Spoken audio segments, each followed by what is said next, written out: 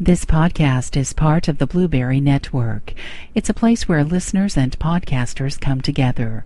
Find out more at blueberry.com. That's blueberry with no e's.com.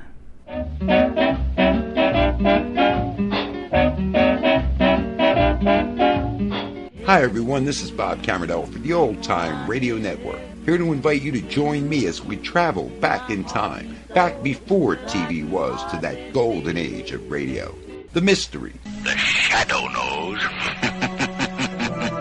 The Western.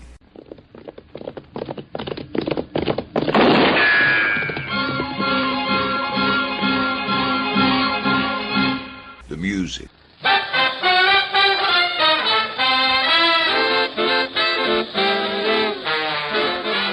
The comedy. Well, then who's on first? Yes. I mean the fellow's name. Who? The guy on first. Who? The first baseman. Who? The guy playing first. Who is on first? I'm asking you who's on first. That's the man's name. That's whose name? Yes. Well, go ahead and tell me. That's it. That's who? Yes. To the earliest days of broadcast. Good evening, ladies and gentlemen of the radio audience. Now yours truly is teamed up with the founder of the Radio Nostalgia Network, Mr. Dennis Humphrey. And together, Dennis and I will be bringing you a multitude of old-time radio programs, and we'll be mixing these great selections with our combined years of research and experience. All this, of course, is brought to you by our terrific sponsor at Libsyn.com. That's Libsyn.com. So join us now as we tune into the best old-time radio on the planet, the Old Time Radio Network, where the oldies are still young. And reach the peak, and I seem to find the happiness I see when we're out together, dancing cheek to cheek.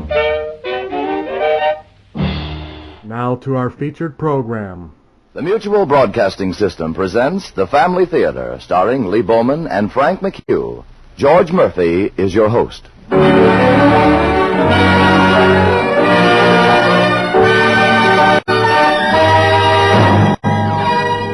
More things are wrought by prayer than this world dreams of.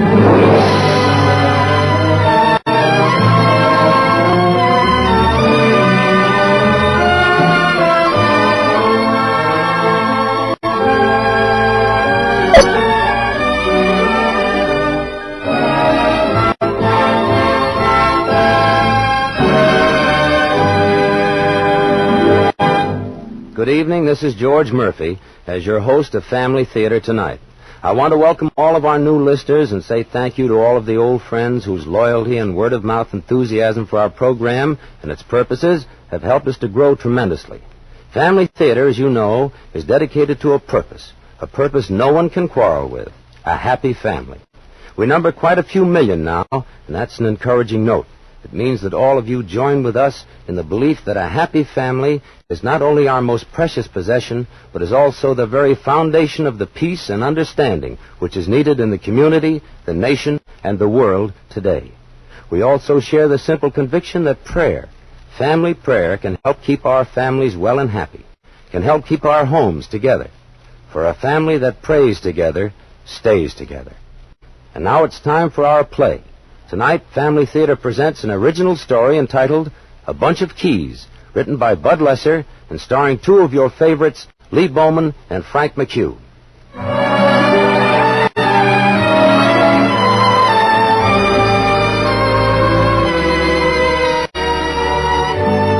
I'm the proprietor of the only decent eating place in Barston. So naturally, I know most everyone in town.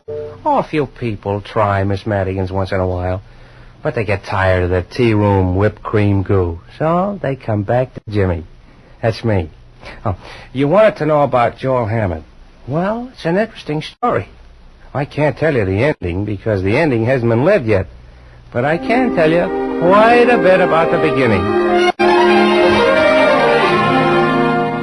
It was one of those warm spring mornings that makes you glad you're alive. Only the down-and-outer who stood in front of my place wasn't interested in the weather, or life, or anything, but the aroma of the coffee I was making. I was about to go out and tell him to come in and have a cup on the management when that Louise McGowan came along. You know, that cute little girl with the big eyes.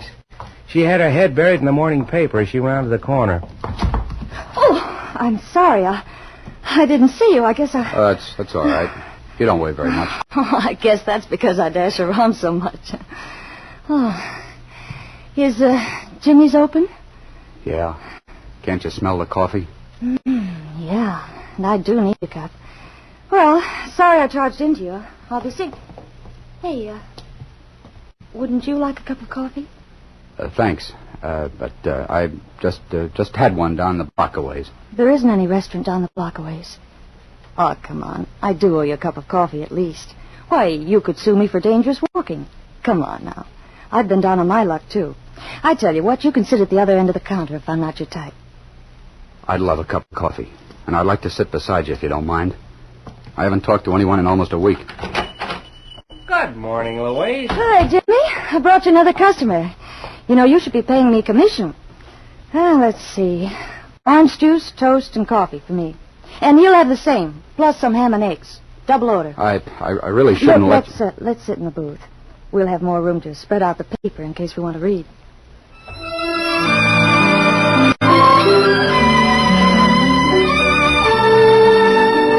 But they didn't want to read. Either of them. Louise is the sort who likes to know what makes people tick. And to tell you the truth, I was pretty curious about this stranger myself. You could see he hadn't been a bum for too long. And I sort of took my time getting their breakfast ready. And when I finally got back to the booth, he was talking. Opening up like a man who's lived with himself too long. Then as he poured out his heart, my little beanery became the floor of the New York Stock Exchange. Things were popping on the exchange that afternoon he was telling about.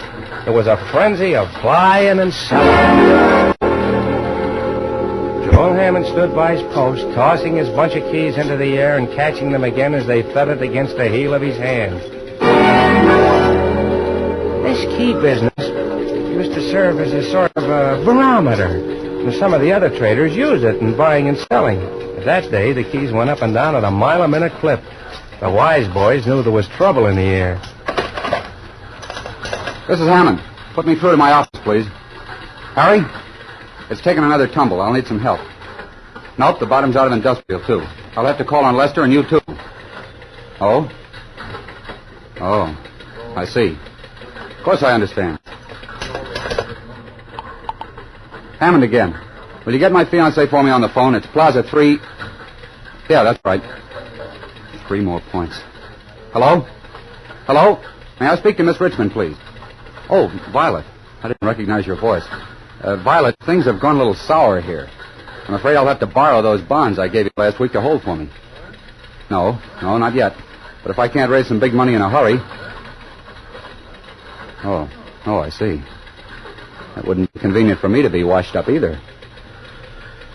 Well, it's nice to know the score, Violet. Never mind, then. Have a nice time at the party, dear. Alex, I won't be needing this key. Will you see that it's turned in at the exchange office? Here, for your trouble. I'm not that broke.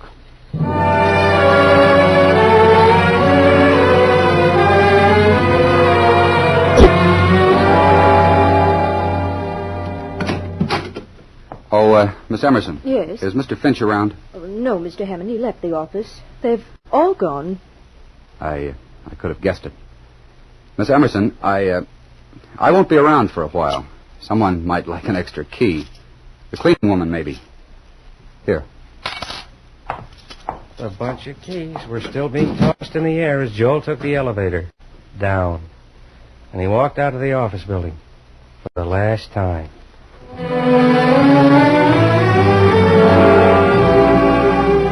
When Joel arrived at the Lido Club to clean out his locker, he found the usual assortment of slacks and sweaters and gadgets, in addition to his golf clubs, things you might find in any locker in any given club.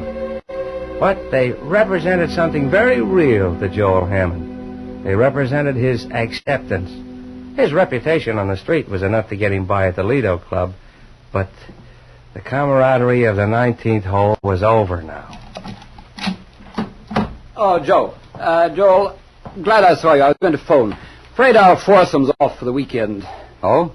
Oh, that's too bad. Yes, I have a client coming in from out of town, and, well, I promised him a game when he got here. Fred and Sam will want to come along, I know. He's a fraternity brother. Well, that's all right, Art.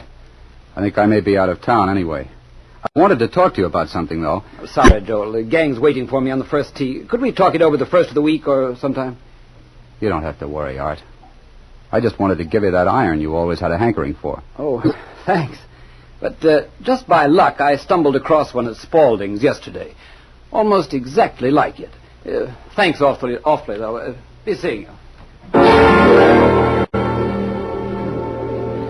The habits of years are not easily broken.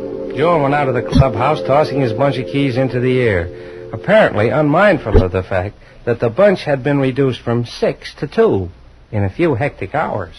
And all you have to say to me is that you're busy tonight and you'd like to talk it over in the morning? Oh, I'm really frightfully sorry, Joel. I made the date with the Creightons ages ago. Oh, you're usually busy on Thursday nights, and I know you can't abide the Creightons. I've managed to survive several evenings with them over the past few years. All right, then, Joel. If you won't let me be nice about it, the Creightons wouldn't welcome you. Everyone in my circle knows by this time that you were washed up this afternoon. Now they're saying, what could Violet and Richmond ever seen in that big farmer with the loud suits? Violet, I got rid of the suits you didn't like 3 weeks after we met. And I got rid of that loud car you didn't like this afternoon. That too, Joel. Oh, I'm really sorry. Sorry enough to marry me and go away somewhere? Make a new start? Let's not make a scene, Joel. Oh, there were times when I thought we you might. You had money and I was willing to help you spend it. But you're still a Horatio Alger farm boy under that pinstripe. And if I wouldn't marry you then, I certainly wouldn't now. Well, there's no denying your honesty. I'm sorry I held you up. I'm going up to the lodge until I can figure this all out. And, oh yes, give the Creightons my love. Joel Hammond left for New England the next day. All that was left of the past hung on his keychain. It was the key that opened his country lodge. The big, rambling place came alive as Louise made Joel tell her about it, between mouthfuls of ham and eggs. And you could hear something of how he died there, a little at a time. I didn't do much of anything there, but I kept telling myself that this was what I needed. Long walks, hours in front of the fireplace, an occasional trip to the village for food. You, cooked it yourself? Oh, I let the caretaker go the first day. It took almost my last dollar to pay him off. Oh.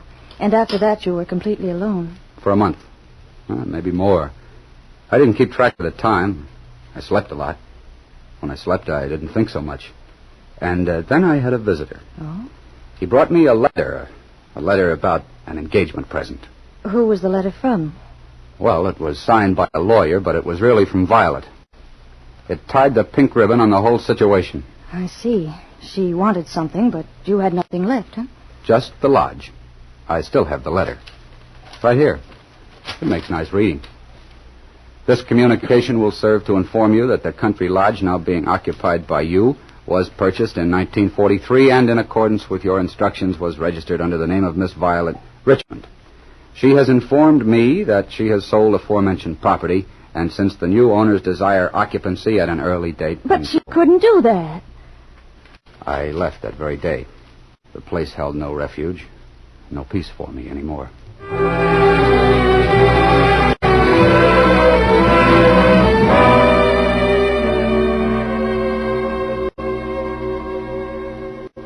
What could I do? I studied the want ads at night, but no one advertised for an ex-boy wonder of Wall Street. But, Joel, your experience in business must have been worth something. Oh, sure. Talented fourth at golf, second at gin rummy and night clubbing, desires responsible position where he can lose his employer's money as rapidly as he lost his own. With that attitude, you couldn't possibly get or hold a job. Oh, I tried things to build up my morale. Liquor, a book on how to be a success, copying some of the easy-come, easy-go boys I bumped into in my wanderings. I really tried to shake this thing, but I couldn't. This morning I've really hit bottom. I'm accepting charity, a handout, and from a woman. Now I've tried everything. No, not everything. Oh, so now I get the lecture. Now I'm told that I needed a good woman, or religion, or faith in God, or something. You filled my belly, and now you can save my soul. You'll get a special merit badge in the Girl Guides. Or you can tell your Sunday school class how you saved a sinner. I'm much too busy to save your soul. Here, Jimmy, I'll be seeing you. Oh, I'm sorry. I was very rude, wasn't I? Yes, you were. But I understand. And you won't rush off for another moment? Oh, I really have to. I wanted to get to the office early so I could leave in time to get my apartment cleaned up. Well, why don't you let me do that? Oh. Oh, it would be a way of paying you back for breakfast. Oh, I wouldn't think of letting you... No, I mean it. I'd like to do it. It's more than just paying you back for breakfast. I'd like to polish the stove and scrub the floors until they shine. I'd like to lose myself in a sea of soap suds. I'd like to show you that I could... All right, it's a deal. The apartment is down the side street around the corner. 331 Maple, apartment 30. Oh, here's the key. You can bring it back to Jimmy when you're through. Do you really need a job, fella? I haven't got a nickel. Well, I can use a helper. Could you wash dishes? Maybe do a little light cooking? You know, fry an egg, maybe fill a coffee urn? I think I could. But I've got to clean that young lady's apartment first. I promised her. I could come in late this afternoon. Oh, I don't need you in the afternoons. Suppose you start tomorrow morning. You clean the place up, get the coffee started, maybe wait on a few early birds before I get here. Oh, you know how those coffee urns work? Yeah, I watched you through the window this morning. Well, then you're all set. Oh, you'll find a razor and a clean apron in the back room when you get here. You'll be opening up, so you'll need my extra key. Here, catch. Atta boy. Hey, you ought to be playing for the Dodgers.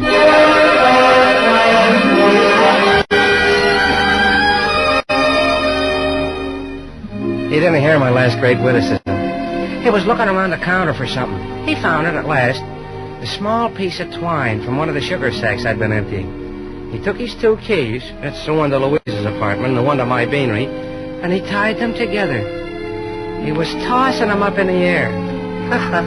Well, he wasn't exactly a personality kid with the customers that first morning. Well, he did his chores well. And with a shave and a white apron, he wasn't a bad-looking guy. He seemed to sort of relieve the tension by tossing his 2 keys in the air. He'd given Louise's key back, of course. But he had a key to a room down the street where he'd gotten on my say-so. And Louise came in to thank him the next day. Morning, Jimmy. Morning, Joel. Good morning, Louise. Hi, Louise. The usual? Huh? The usual. The usual, Joel. Orange juice, toast, and coffee coming up. Is this stool on your station, my good man? I do so like to have my favorite waiter to take care of me. Here you are. I made the coffee. Smells good. You know, I really had time to fix my own breakfast this morning, but... Well, I wanted to come in and thank you for the job you did in my apartment. It hasn't looked like that since I moved in. And where did you find those flowers? They were growing in that empty lot on the corner. Oh. You're getting better. You have keys. Is that what's done it? In a way. And I know that I'm better than I've been in months. But I'm not kidding myself. I know that I won't be, back to normal until I have my bunch of keys again. Oh? Keys that open the doors to the things I didn't have as a kid. All men are created free and equal, it says here. But they don't stay free and equal. They have to fight for the things that make people say, there goes Joel Hammond. He just bought a home on the Riviera. He's always at first nights and Mondays at the opera, the polo games, and the horse shows. I've never seen a play, much less a first night. But I know what you mean. We have fun here in Boston, though. We have 2 picture houses.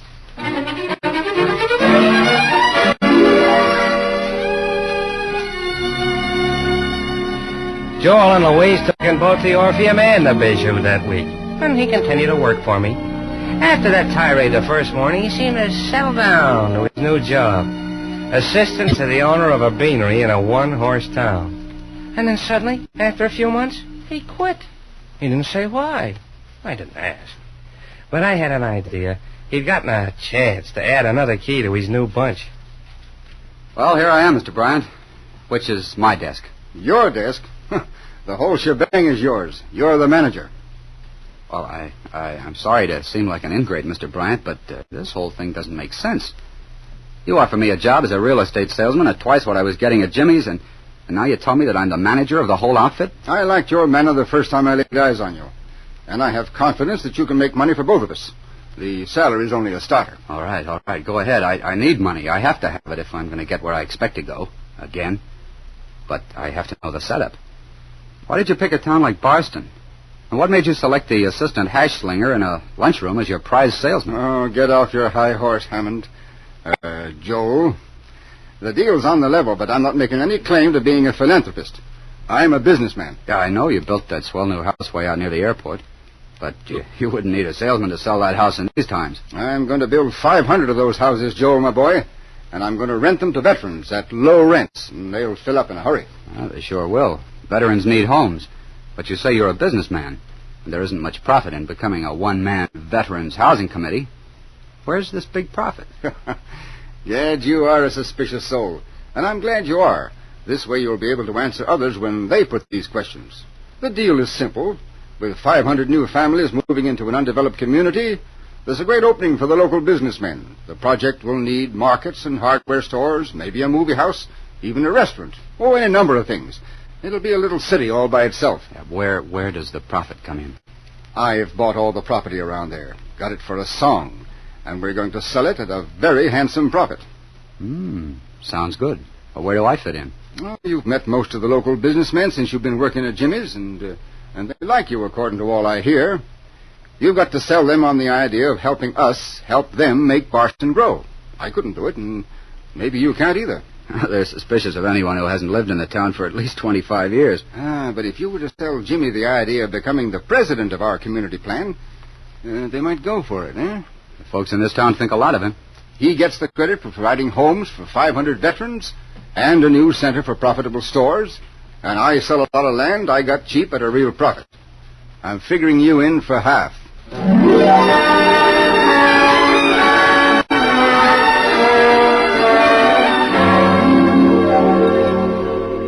I bought the first lot as a site for my new restaurant.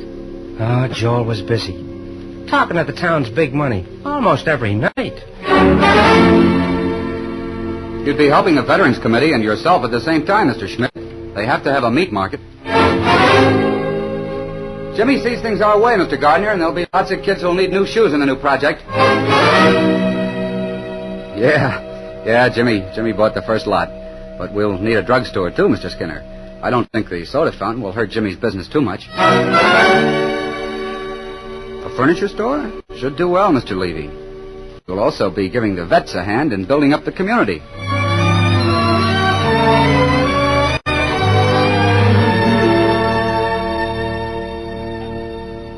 By the end of November, the project was really set. I'd started building, so had half a dozen others. Aside from that imposing first sample house, things were going slowly across the boulevard from the store property. Oh, we knew it was tough to get enough material for 500 homes, and Bryant kept running down to the city in quest of building material. Oh, Joel was as busy as a bee. Naturally, he didn't have a great deal of time for Louise, but he certainly never looked at another girl in town. No, sir. Louise was for him, all right. Gee, it's good to see you smiling, Joel. I'm glad the project's really going over, even if it has meant that I haven't seen so much of you lately. Well, it's just about wound up now. And when the last deal's made, I kiss little old Boston goodbye. Oh. Baby, don't look like that. When I leave here, I want you with me as my wife. I'm going to take the money I made here, and I'm going to hit the street again. And I'll hold on to it this time. And you'll have everything you ever wanted. A big house, servants, a limousine 1.5 blocks long. A home on the Riviera, first nights at the theater. Yes, Louise. No, Joel. Now, those are the things you want. Everyone wants those things. That's what we all work for. What else is there? The things your New York friends would probably call corny. The respect and friendship of your neighbors. People like Jimmy. The peace and self-understanding that can come only through simple prayer. A love for each other that doesn't depend on cars or mansions. Louise, you don't understand. You know, I thought at first you were finding your way to these things. But you aren't working for the veterans, Joel. You're working for money. You want to get back to Wall Street. You want revenge.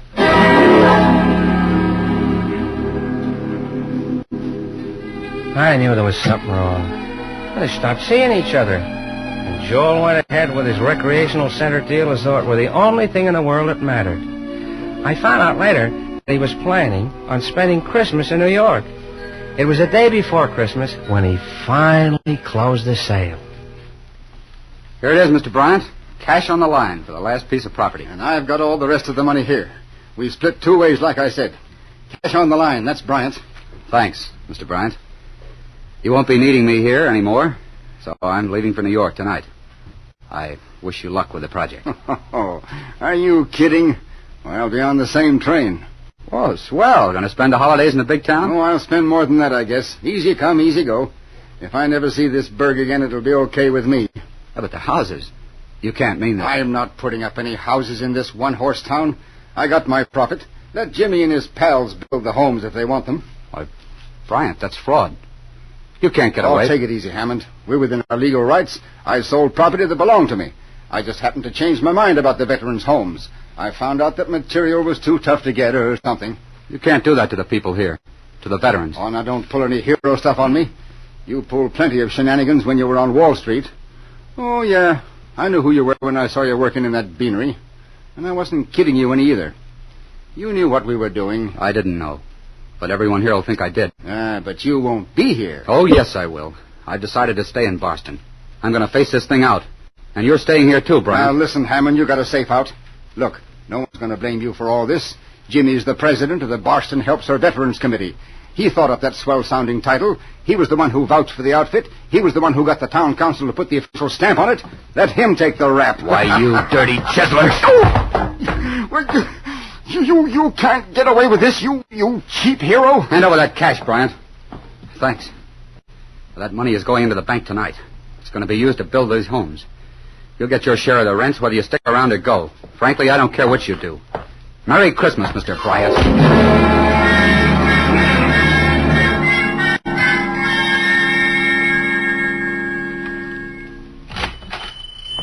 Evening, Jimmy. Hi, Joe. Hi. What happened? I had a fight with my conscience. Do I look all right, Jimmy? You look better than I've ever seen you look before, Joel. I went to Louise's before I came here. She isn't home. You wouldn't know where I could find her, would you? Christmas Eve? She's probably in church. Thanks, Jimmy. Merry Christmas. Merry Christmas to you. Hey, look, if you aren't doing anything tomorrow... See you later, Jimmy.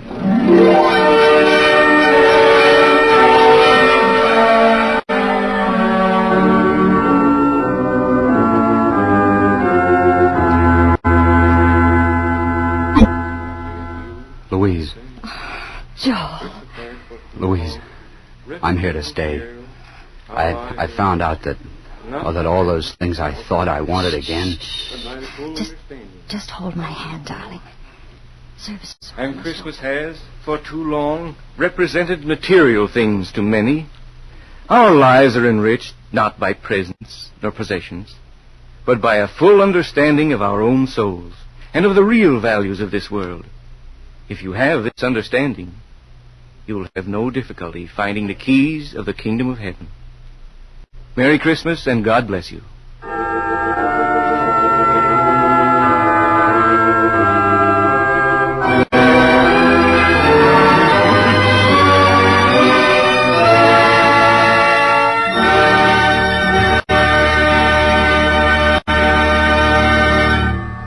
This is George Murphy again, and I know I'm speaking for all of you when I express my thanks to Lee Bowman and Frank McHugh for telling us the story of A Bunch of Keys. A story which seems to prove that the key to happiness is not always made of metal.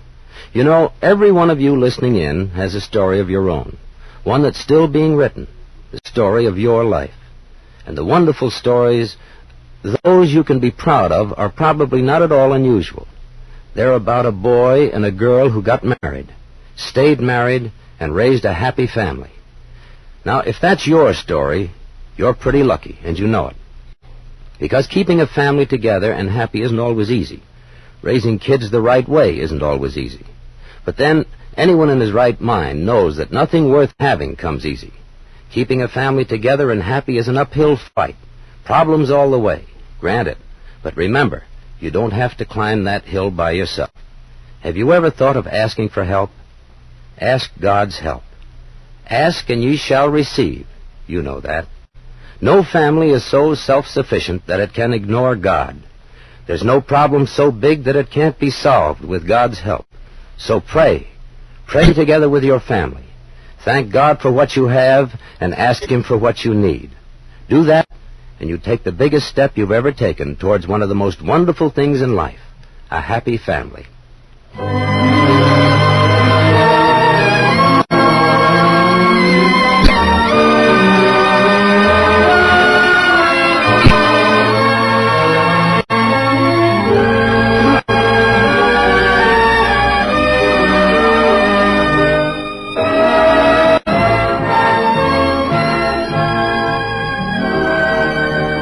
Before saying goodnight, I want to express our thanks to all of you who have helped make this program possible. Thanks also to Mel Williamson for directing our play tonight, and to our producer, Bob Longnecker. Next week, our stars on the Family Theater will be Mr. Charles Boyer and Miss Ethel Barrymore and the Mitchell Boys Choir in a special Easter week show. Now, this is George Murphy saying good night.